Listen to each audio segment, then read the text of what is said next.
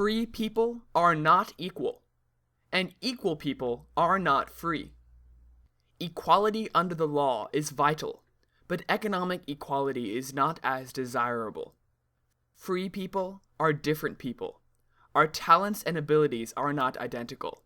We do not all work as hard, so it should come as no surprise that free people earn different incomes.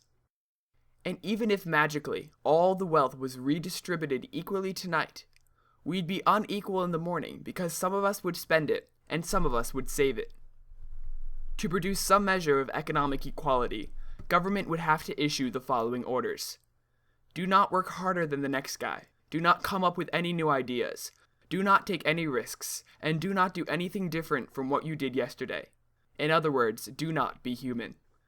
Economic inequality, created by the voluntary interactions of free, unique, creative individuals, not created by political force, is something to celebrate. People obsessed with economic equality do strange things. They become envious. They divide society into victims and villains.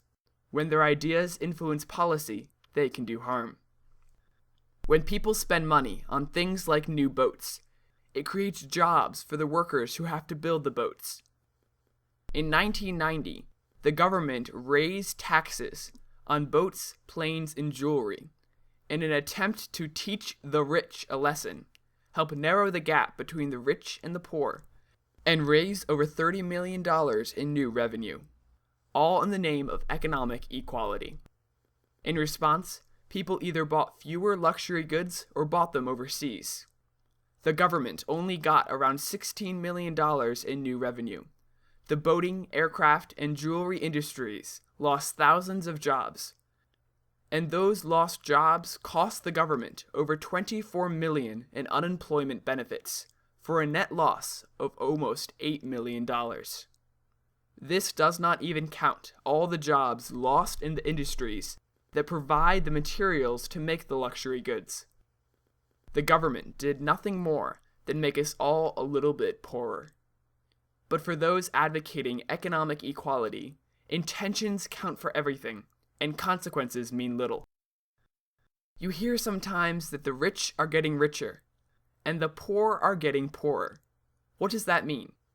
If you divide all income earners in the United States into 5 income brackets, over the years, the percentage of national income going to the top bracket has risen, and the percentage of national income going to the bottom bracket has fallen.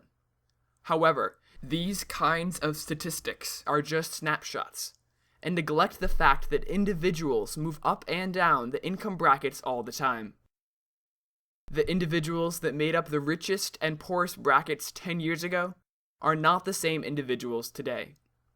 One example of this is income from 1975 to 1991 in America.